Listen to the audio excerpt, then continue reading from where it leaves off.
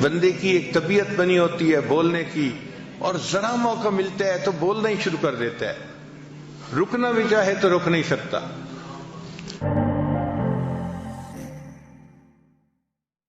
اب نفس کمزور ہو جائے، اس کے لیے ہمارے اکابر نے بہت محنتیں کروائیں۔ چنانچہ آپ شروع دور میں دیکھیں اکابرین میں تو وہ اپنے خواہشات کو توڑنا اس پر بہت محنت کرواتے تھے، بہت محنت کرواتے تھے۔ دل میں چاہت پیدا ہوئی نہیں پوری کرنی تاکہ نفس کمزور ہو جائے۔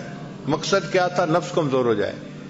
یہاں تک کہ اگر پانی کا گھڑا دھوپ میں پڑا ہے تو جی چاہا کہ اس کو اٹھا کے میں سائے پہ رکھ دوں، ٹھنڈا ہو جائے گا پانی ذرا، تو نہیں، نفس چونکہ چاہ رہا ہے میں نے ایسا نہیں کرنا، تو نہیں کرتے تھے۔ پھر کھانا نہیں کھاتے تھے۔ بعض کے بارے میں تو یہاں تک مشہور ہے کہ انہوں نے روٹی لکڑی کی بنوائی اور گلے میں لٹکا لی۔ جب بھوک لگتی تھی تو وہ لکڑی کی روٹی کو دانتوں میں چباتے تھے۔ اے نفس، تو مجھے اللہ کی مخالفت پہ جو ہے آمادہ کرتا ہے، میں تجھے کھانا کیوں دوں؟ تو کھانا ہی نہیں کھاتے تھے، اتنا مجاہدہ کرتے تھے۔ پانی نہیں پیتے تھے، کھانا نہیں کھاتے تھے۔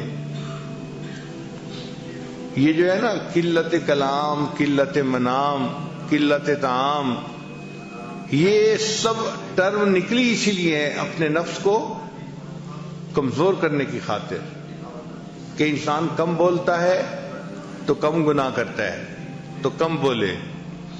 آج کل ہم زیادہ بولنے کے مریض ہیں، اس لیے ہمیں بار بار اعلان کرنا پڑتا ہے بھئی مسجد ہے، اعتکاف ہے، آپ آہستہ بولیں، آہستہ بولیں۔ اس کی وجہ کیا ہوتی ہے کہ ہم نے چپ کے مزے نہیں لیے ہوتے، ہمیں خبر ہی نہیں کہ چپ کے مزے کیا ہوتے ہیں۔ یہ چپ کے مزے ایسی نعمت ہیں کہ جس بندے کو نصیب ہو جائے اس کا بولنے کو دل نہیں چاہتا، وہ خاموش بیٹھا اپنے رب کی یاد میں لگا ہوا ہوتا ہے۔ حضرت خواجہ باقی رحمۃ اللہ علیہ بہت خاموش رہتے تھے۔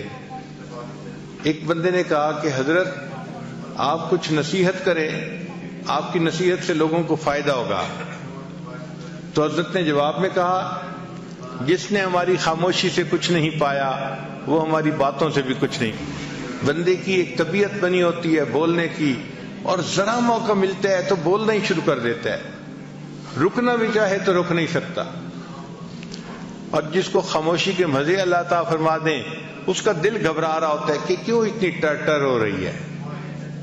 جیسے برسات کے موسم میں مینڈک ہوتے ہیں نا تو ٹر ہو رہی ہوتی ہے، ایک آواز آ رہی ہوتی ہے مستقل، اسی طرح بندہ چپ نہیں رہ سکتا، ٹر کرتا رہتا ہے، بولتا رہتا ہے، بولتا رہتا ہے۔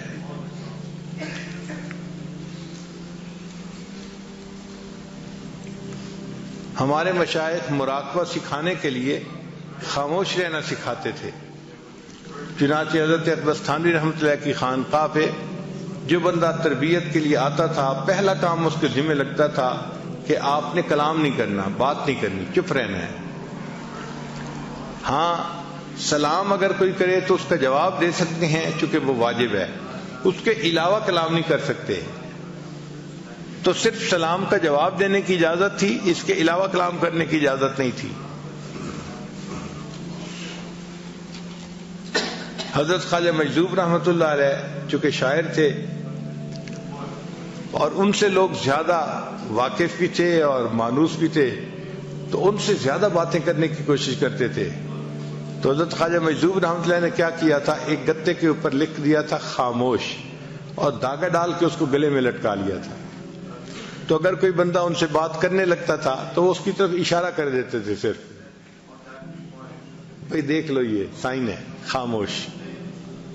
اس طرح خاموش رہتے تھے۔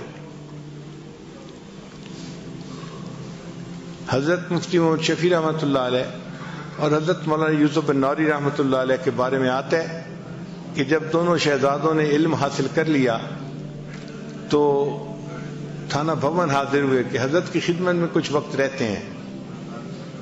اب جب وہاں گئے تو عشاء کی نماز پڑھی، پڑھ کے کمرے میں آئے، دونوں کو رہنے کے لیے ایک ہی کمرہ دے دیا گیا تھا۔ تو کچھ بیٹھے تو کوئی بات چیت شروع ہو گئی، تازہ علم پڑا ہوا تھا، بات ہوتی گئی۔ تھوڑی دیر کے بعد جو خانقاہ کا خادم تھا بوڑھا وہ آیا، اس نے آ کے دروازہ کھٹکھٹایا کہ جی خانقاہ میں عشاء کے بعد باتیں کرنے کی اجازت نہیں ہے، آپ چپ ہو جائیں۔ وہ چپ ہو گئے، مگر اس کو روٹین میں لیا، اور تھوڑی دیر کے بعد پھر کوئی مسئلہ شروع ہو گیا، پھر باتیں شروع ہو گئیں۔ جب پھر باتیں شروع ہونے لگیں تو تھوڑی دیر کے بعد وہ خانقاہ کا خادم آیا اور اس نے آ کے کہا کہ جی مجھے حضرت کی طرف سے یہ حکم ہے کہ جو ایک دفعہ منع کرنے پہ نہ رکے اور پھر باتیں کرتے رہے، اس کی سامان کی گٹھڑی اس کے سر کے اوپر رکھو اور اس کو خانقاہ سے دھکا دو، جاؤ۔ جب آپ نے بات سمجھنی نہیں تو رہنے کا کیا فائدہ؟ کیوں وقت اپنا بھی ضائع کر رہے ہو، ہمارا بھی ضائع کر رہے ہو؟ تو اس نے کہا جناب میں دوسری دفعہ آ کے بتا رہا ہوں، اب اگر میں نے آپ لوگوں کی آواز سن لی تو میں نے آپ کا سامان آپ کے سر پہ رکھنا ہے اور آپ کو خانقاہ سے نکال دینا ہے۔ پھر دونوں کو احساس ہوا کہ خاموشی کی اہمیت کتنی تھی، کتنا سیریس معاملہ تھا۔ پھر اس کے بعد وہ نہیں بولے۔ ایک عالم آئے حضرت تھانوی رحمۃ اللہ کو ملنے کے لیے، بڑے عالم تھے، مگر حضرت نے انہیں کہا کہ آپ نے بات نہیں کرنی، چنانچہ وہ بالکل نہیں بولتے تھے۔ تو تھانہ بھون کے جو مقامی لوگ تھے وہ ان کو گنگا سمجھتے تھے، کیونکہ کبھی بولتے سنا جو نہیں، اس کو کوئی بات بھی کرنی ہوتی تھی تو اشاروں سے کرتے تھے، تو لوگ ان کو گنگا سمجھتے تھے۔ جب وہ کچھ عرصہ رہے اور ان کے اوپر رنگ چڑھ گیا تو اب حضرت نے ایک دن انہیں کہا کہ آپ درس قرآن دیں۔ تو انہوں نے درس قرآن دینا شروع کیا تو مقامی لوگ حیران تھے اور آپس میں باتیں کر رہے تھے کہ دیکھو حضرت گنگوہی کی کرامت کے گنگے بندے نے بھی بولنا شروع کر دیا۔ تو مشائخ اتنا چپ کا مجاہدہ کرواتے تھے کہ بات ہی نہیں کرنی، اور واقعی چپ کے اپنے مزے ہیں، ہم اس سے واقف نہیں ابھی۔ اگر واقف ہو جائیں تو بات کرنا ہمیں مشکل نظر آئے، دل نہ چاہے بات کرنے کو۔ تو خانقاہوں میں جو رکھ کے محنت کروائی جاتی تھی، کم کھانا، کم بولنا، کم سونا، اس کم کا اصل مقصد یہ ہوتا تھا کہ نفس کمزور ہو جائے اور انسان کے لیے شریعت کے اوپر چلنا آسان ہو جائے، یہ شریعت پر چلنے کے راستے میں رکاوٹ نہ بنے۔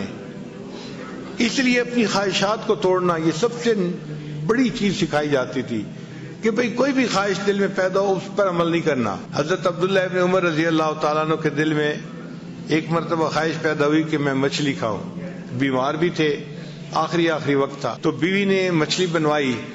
جب مچھلی بن کے تیار ہوئی اور دسترخوان پہ لائی گئی تو اس وقت دروازے پہ ایک سائل آ گیا، اس نے کہا جی کہ مجھے اللہ کے لیے کچھ دے دو۔ حضرت نے وہ مچھلی اٹھا کے سائل کو پکڑا دی کہ میں نے اس کو آخرت کے لیے ذخیرہ بنا دیا۔ یعنی اپنی خواہش پہ عمل نہیں کرنا کہ میرے اندر چاہت جو پیدا ہوئی تھی کہ میں مچھلی کھاؤں، میں نے اپنی چاہت پہ عمل نہیں کرنا۔ اور آج کل تو اپنی ہی چاہت کا یعنی ماحول بنا ہوا ہے، ہر بندہ کیا مرد اور کیا عورت کرنا وہ ہے جو میرا دل چاہے، میرا جی چاہے، چھوٹے سے لے کے بڑے تک ایک ہی چیز ہے، اپنی خواہش پہ عمل کرنا۔ اس وجہ سے آج نفس اتنے موٹے ہیں کہ انسان کے قابو میں نہیں، اور ان کو کمزور کرنا ایک مشکل کام بن گیا ہے۔ اللہ اللہ اللہ اللہ اللہ